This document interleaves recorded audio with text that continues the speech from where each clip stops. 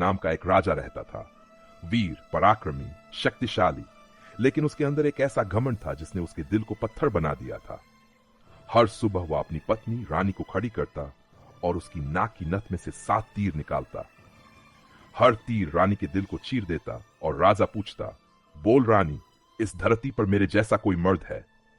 बेचारी रानी बस यही कह पाती, नहीं महाराज, आप जैसा वीर कोई नहीं। लेकिन यह वीरता नहीं, रानी के दिल पर चलती एक निर्दयी तलवार थी। रानी की मां का आगमन एक दिन रानी की मां मिलने आई। अपनी बेटी को देखकर उसका कलेजा फट गया। सूखी काया, धसी आंखें, डर से भरी आवाज। वह समझ ही न पाई कि आखिर यह हाल क्यों है। बहुत पूछने पर रानी टूट गई। रानी बोली, मां, तुम्हारे जमाई हर रोज मेरी नथ में से 7 तीर निकालते हैं। हर तीर मुझे मौत जैसा लगता है। इस डर ने मुझे अंदर से खा दिया है। रानी की मां स्तब्ध थी। कुछ देर बाद उसने कहा, बेटी, कल जब राजा पूछे कि दुनिया में मेरे जैसा कोई मर्द है तो कहना, मर्द बहुत हैं राजन, घर से बाहर निकलो, शेर को सवा शेर मिल ही जाता है। अगली सुबह राजा ने रानी को जगाया। चलो रानी, समय हो गया। रानी मन ही मन बोली, हे भगवान, आज बच जाऊं तो मां की बात जरूर कहूंगी। जैसे रोज होता था, राजा ने 7 तीर निकाले। फिर वही सवाल, बोलो रानी, है कोई मेरे जैसा मर्द? इस बार रानी ने हिम्मत जुटाई। महाराज, शूरवीर मर्द बहुत हैं, घर से बाहर निकलो, शेर को सवा शेर मिलते देर नहीं लगती। राजा चौंक गया। वही दिन था, उसके अहंकार को बाहर निकलने का मौका मिल गया। ठीक है रानी, मैं जा रहा हूं देखने की है कोई मुझसे बड़ा मर्द। पहला मर्द।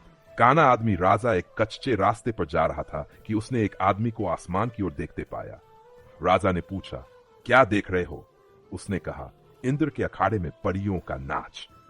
राजा ने ऊपर देखा, कुछ नहीं। काना आदमी बोला, मैं भी चलूंगा तुम्हारे साथ मर्द देखने, जरा रुक जाओ, एक परी की पाजेब गिरने वाली है। कुछ देर में सच में छम की आवाज से पाजेब नीचे गिरी। काने ने उठाकर जेब में रख ली। राजा दंग रह गया। मैं तो खुद को वीर समझता था और ये काना आदमी परियों का नाच भी देख लेता है। दूसरा मर्द। 100 कोस तक तीर चलाने वाला युवक आगे एक नौजवान धनुष बाण लेकर बैठा था। राजा ने पूछा, क्या कर रहे हो?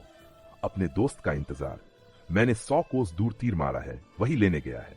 राजा तो सुनकर ही हिल गया। 100 कोस मतलब लगभग 300 किमी।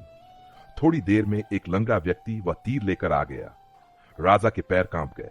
मैं तो सोचता था मैं मर्द हूं और ये लोग तो असली सूरमा हैं।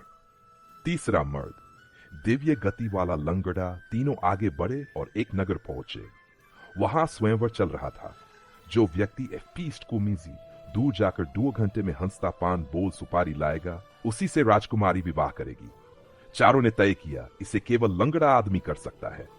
उसने तुरंत यात्रा शुरू की। वह पेड़ तक पहुंच गया। सुपारी तोड़ी पर थक कर पेड़ के नीचे सो गया। जहरीला सांप और अद्भुत बचाव काने ने अपनी दिव्य दृष्टि से देखा। एक जहरीला सांप उसकी ओर बढ़ रहा है। नौजवान बोला, तुम निशाना लगाओ, मैं तीर छोड़ता हूं। काने ने फन पर निशाना साधा, हूं कहा, और तीरंदाज ने तीर छोड़ दिया। तीर सीधा सांप के फन पर लगा। सांप मर गया। लंगड़ा जागा तो चौंक गया। फौरन दौड़कर समय पर स्वयंवर में पहुंच गया। किसका हक था राजकुमारी पर? सवाल बना, राजकुमारी किसे मिले? चारों ने विचार किया। राजा बोला, मुझे नहीं, मैं शादीशुदा हूं। काना बोला, मैं खुश हूं अपनी परियों के साथ। तीरंदाज बोला, असली अधिकार मेरे मित्र का है, उसी ने शर्त पूरी की। सबने सहमति जताई।